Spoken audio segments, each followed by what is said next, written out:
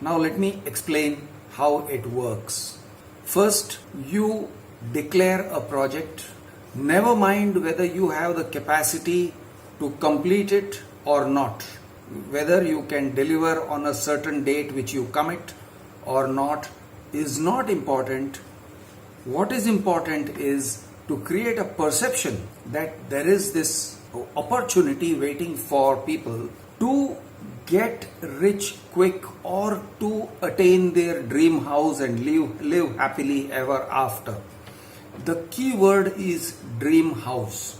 It could be dream land. For example, the urge to own a plot of land, the urge to own a villa or a farmhouse and live happily ever after, or the urge to own a second home when you already got a house in a busy city so that you can dream of going on holidays, lying down and forgetting about the world.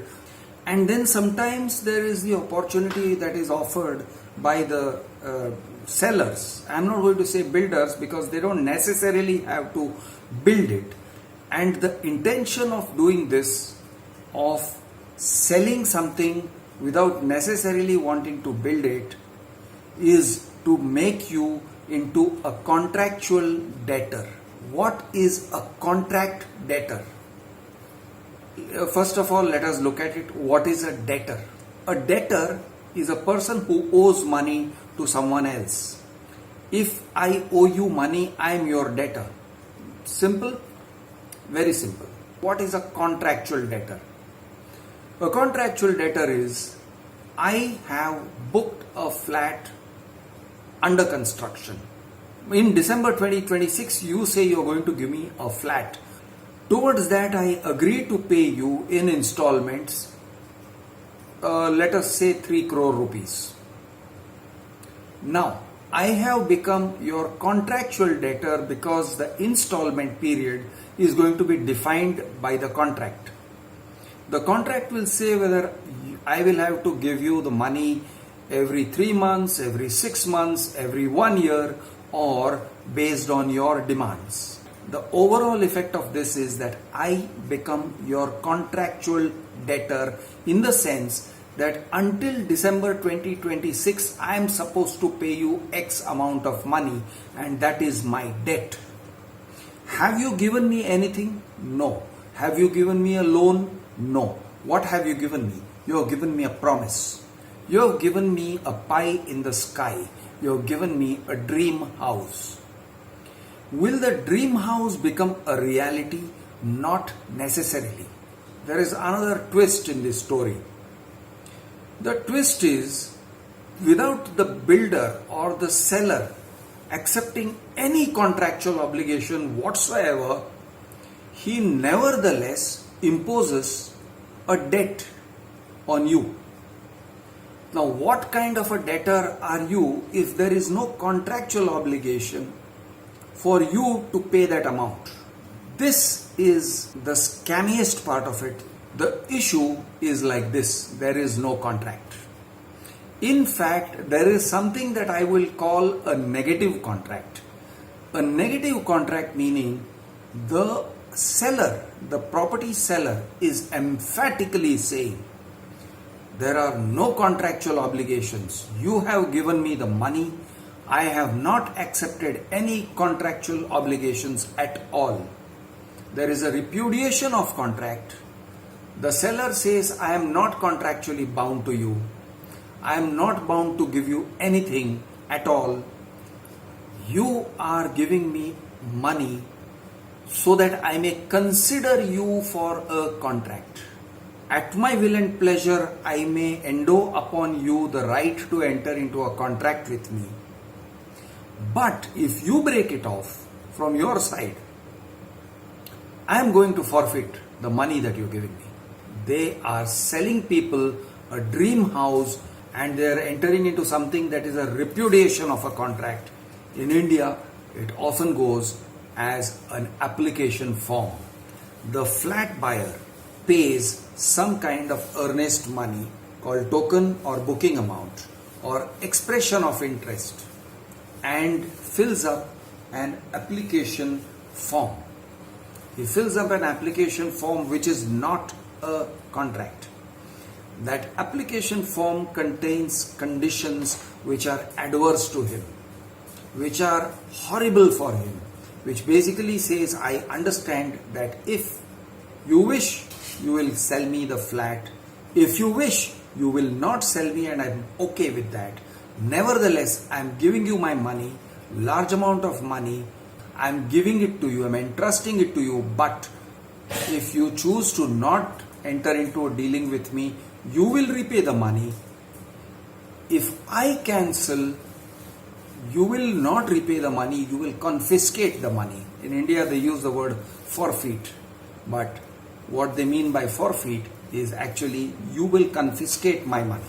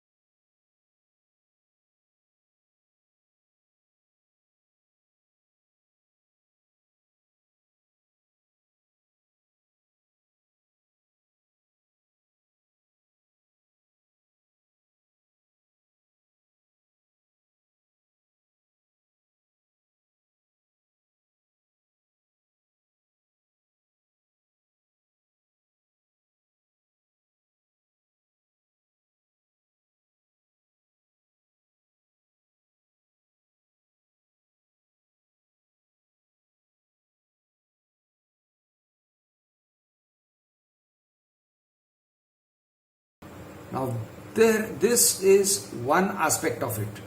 The same thing is happening in, let me tell you, London, possibly other cities of UK as well. Is it happening in Europe? I don't know. But I know about London property and it's happening. I know about that because people have told me about it. The way it is done, it is couched differently. The language is different. The way it is done is very simple. People, when they sign up on an application form which contains terms and conditions, lose sight of one basic factor, which is they lose sight of the fact that one person signing does not make it a contract. One party signing, only one side signing does not make it a contract. For it to be a contract, both the parties have to sign. This is one part of the thing that people seem to just forget about. They feel, oh, I have signed, I am now bound. I am bound by my word. You are not bound. You are not contractually bound. There is no contract. Second mistake that people make is to assume that money can be forfeited according to the policy of a company. So you will frequently hear this phrase, it is my company's policy not to refund the amount. My company's policy. Fact of the matter is, unless there is a legislation supporting such a policy, any policy, there cannot be a policy that overrides the law of the land. And generally, in all the countries that are which follow the British law, I am going to be very specific here, British law, because I don't understand other law elsewhere, the kind of laws they may have elsewhere. French law may be different. British law, there is something very clear. If you have not entered into a contract, you cannot forfeit amount for breach of contract. If there is a breach of contract, you may forfeit an amount. If there is no breach of contract, there is no contract, you are not allowed to forfeit, or you rather confiscate the amount from the other guy, the amount given by the other guy. If that amount has been given, even if the guy has gone and signed an application form with some punishing terms and conditions, nevertheless the law requires that you will refund that amount to him, because you have not entered into a contract with him, or he has not entered into a contract with you.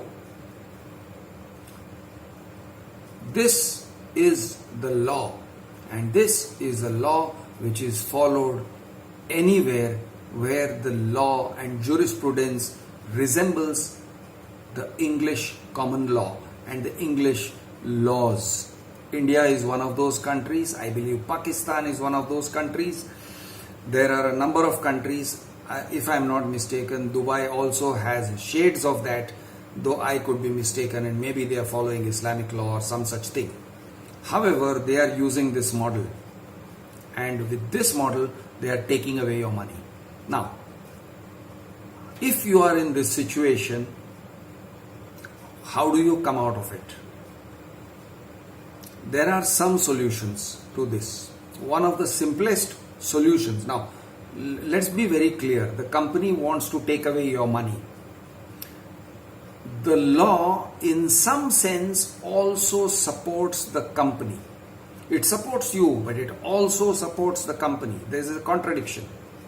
How does it support you?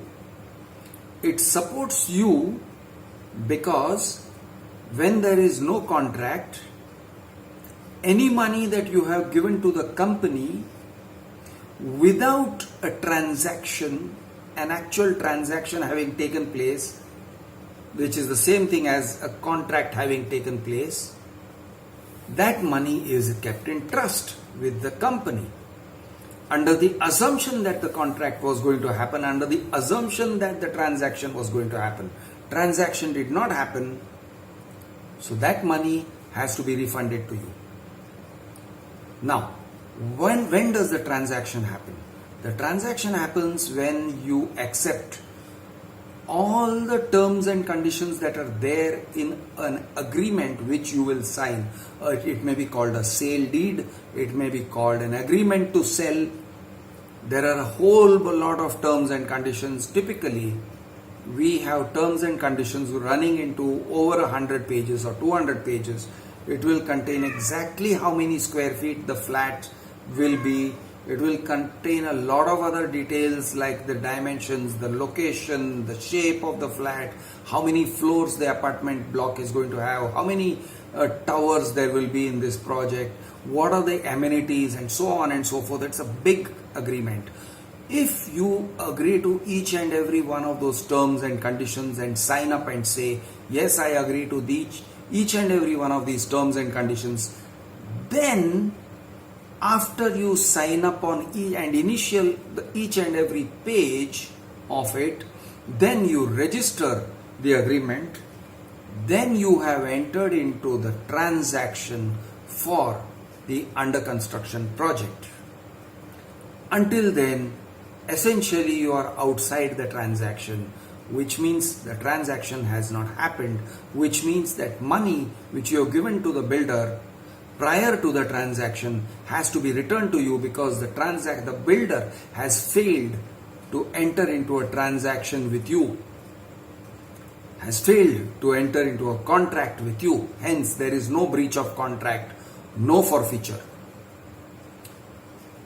But a lot of the companies in India, in Dubai, in Hong Kong, if I'm not mistaken, and in UK are taking away people's money without such a contract. I will explain more about this in another video immediately. I'm your friend Krish the Urban Naxal. Jai Hind, Jai Maharashtra, Jai Jawan, Jai Kisan.